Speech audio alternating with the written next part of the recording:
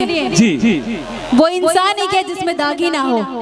अरे क्या बात। कोरा पन्ना तो छोटी छोटी बच्चियां होती है ना।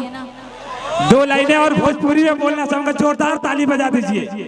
कि जे अपने जर के दूसरा के आंख देला उहे नु दिया है, आ जे गागर में सागर बहा देला उहे नु हिया है।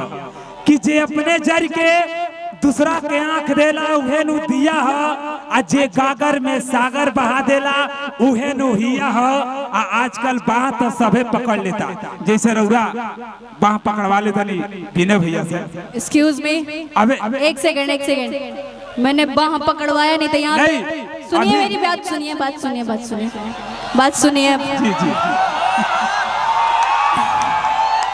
यहाँ के कोई नहीं, हम बाह पकड़वा लेते नहीं केहू से, इतना तो केहू के मजाल नहीं के। अरे नहीं आप नहीं बात सुनिए, आप बाह पकड़वा लेते नहीं। उन्होंने मोहब्बत में बाह पकड़ा है और अरे वही मोहब्बत की मैं बात कर रहा हूँ। Let me complete.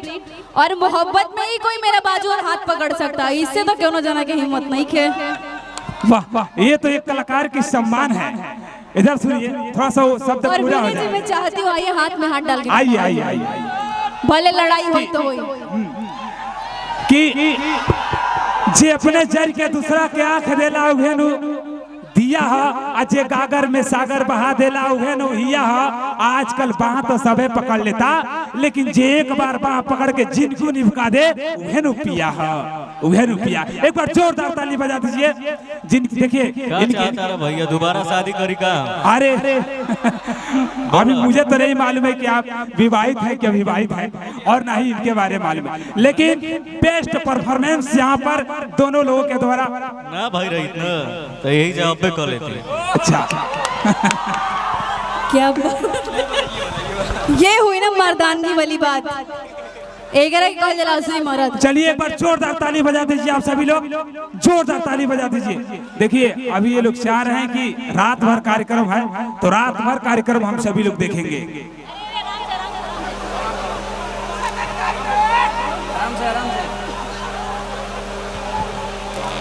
इसके मजाक में मैंने बोला क्या किया जाए, कोई गाना बजे। हेलो, हाँ वही साउंड का ही प्रॉब्लम हो रहा है।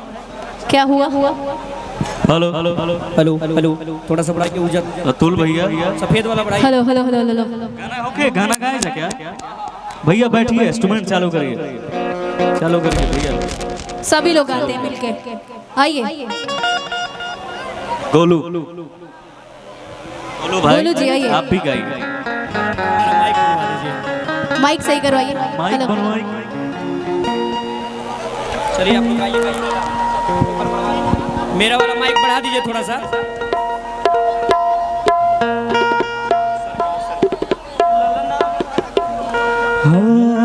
कि जुग जुग जिया सुललनवा भवनवा के भाग जागल हो। जुग जुग हेलो, जुग जुग जिया सुललनवा भवन।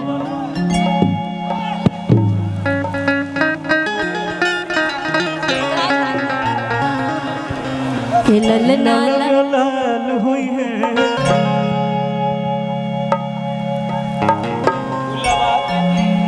Hello hello hello hello hello. तिललन लाल हुई है, गुलाबा के दीपक मनवा।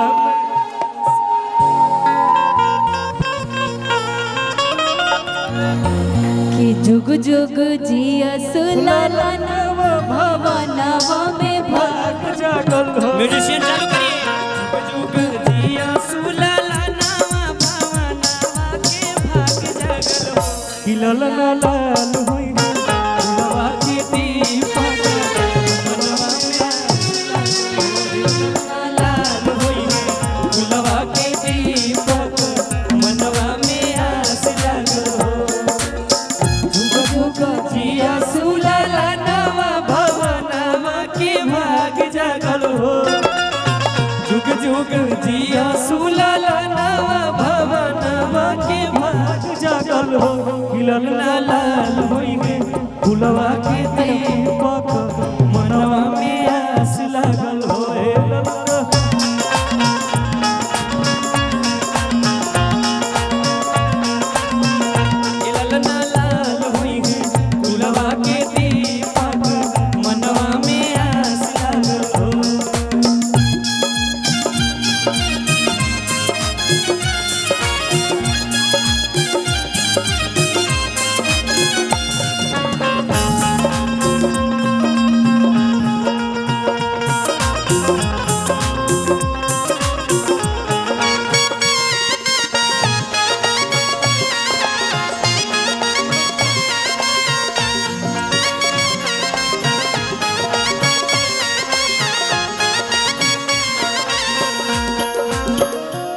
के दीनवा सुहावन रतिया लुभावन हो आज के दीनवा सुहावन रतिया लुभावन हो आज के दीनवा सुहावन रतिया लुभावन हो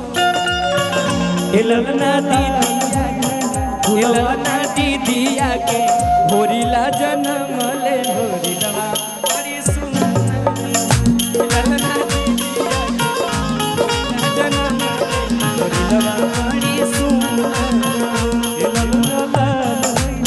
फुलवा के दीपक मनवा में आस लागल होए फुलवा के दीपक मनवा में आस लागल hello hello hello hello hello hello hello पता नहीं क्या ही कर रहे हैं, कभी कहाँ आवाज ही कम कर दे रहे हैं तो कभी आवाज ही नहीं सही कर रहे हैं। आधा पैसा दीजिएगा साउंड वाले को। हेलो हेलो हेलो की गोरी फूला झाड़ी बाड़ू हरी पापा के परिवार अलग सारे टूटा पार पियर भरत बारी चल जाएगा रिकॉर्डिंग तो सही है। गोलू भैया ए गोलू भैया गोलू भैया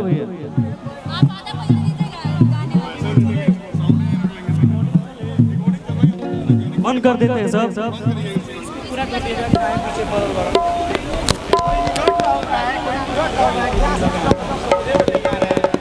भैया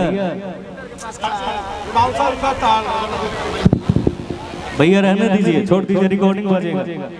साउंड सिस्टम ठीक कर लो।